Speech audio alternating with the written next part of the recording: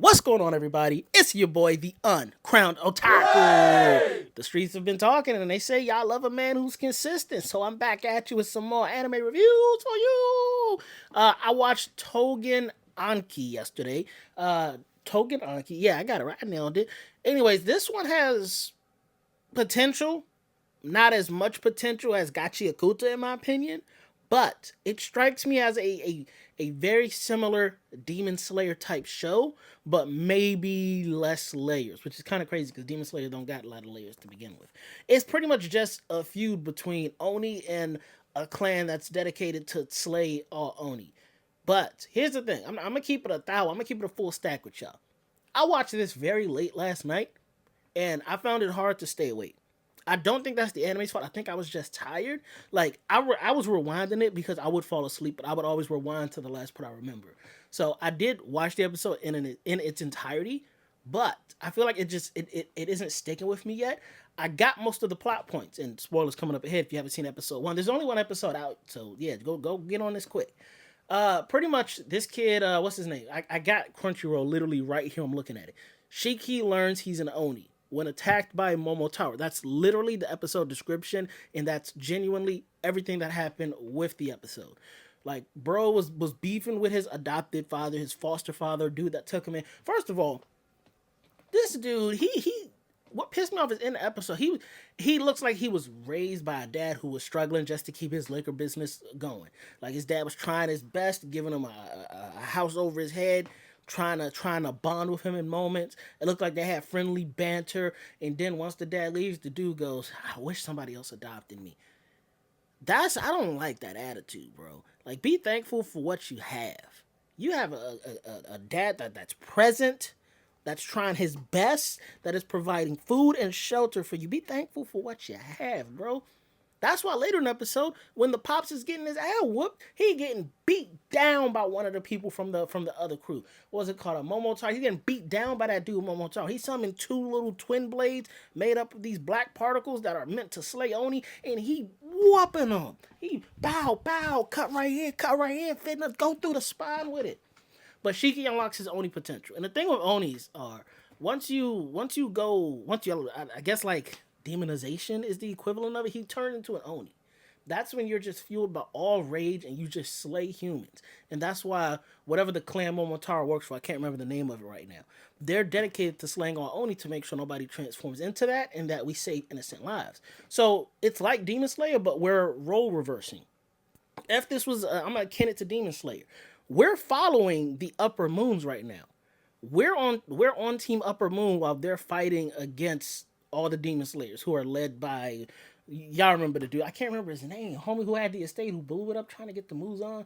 Spoilers for Demon Slayer, but Josh, it's been done for a while now. That season's been done for a while now. That's your own fault. But yeah, it's like we're watching the Upper Moons try to beat up all the Hashiras right now. But we're rooting for the Upper Moons in this show because when Shiki in the beginning of the episode, you see he's a gun enthusiast. He had a whole bunch of guns on his wall and all this stuff. I don't think they're real guns. I think they're model guns because I can see like kits that was by his bed. So I think they're like model guns that aren't functional. But when he goes into his Oni mode, it looks like he transforms his blood into a bunch of different guns behind him, and he starts spraying Momotaro. He like, we see Momotaro. He's like, oh my god, I gotta dodge everything. And then a effing RPG comes out of nowhere. Boom! You see Momotaro hit Matrix time. Holy hell, he just knows he barely escaped that explosion. So it looks like Onis can turn their blood into weapons of their choosing. Now, the fact that the fact that Shiki turned it into guns that were functional, I don't know. It didn't look like the way the bullet trails were going, it looked like the bullets were real. It didn't look like they were blood bullets. I could be wrong on that. I will double check. I'm not going to double check. I'm not going to lie to y'all. When episode 2 comes out, I guess I'll just see in episode 2 if they're blood bullets or if he's like making blood guns that shoot real bullets, which would be crazy. Like he can materialize stuff out of thin air. That's a whole nother thing. I'm getting off track. Point is, depending which route they go, because his adopted father, that dude gone. He got beat to hell. That dude gone. So right after him wishing somebody else adopted him, he had a different dad. He loses the one man that actually genuinely cared about him. And this dude, the dad cared about him because he's an Oni that's never hurt anybody, but he realizes, because the dad was with Momotaro and he was with that crew. And he realized this child that's an Oni has done nothing wrong, but it's my job to slay him.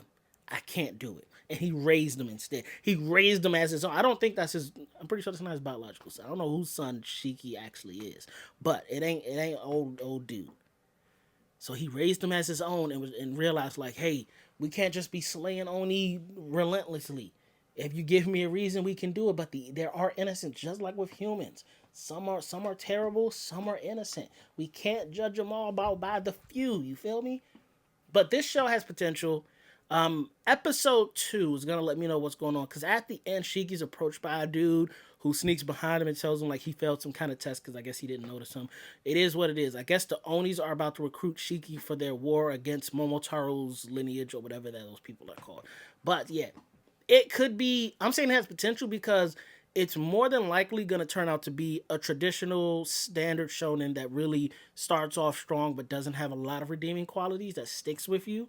But on the other hand, if they pull this off right, if they add some layers to Shiki, if they add some depth to the characters, this could be something special.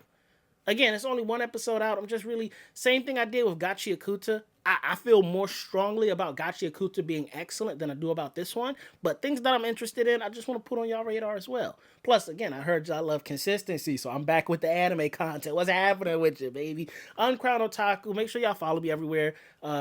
Instagram, TikTok, X/Twitter. I'm Uncrowned Otaku everywhere. I appreciate y'all. I love y'all, Uncrowned Kingdom. I've been your boy, the Uncrowned Otaku. That's the fire. I didn't really. I keep trying to snap with my left hand, and it just watch it work this time. That was a hearty snap, but generally with my left hand, when I try to do it randomly, it don't work well. But that's the fire that keeps the kingdom burning safe. And I'm gonna see y'all in the next video, bros. Peace, peace, peace, peace.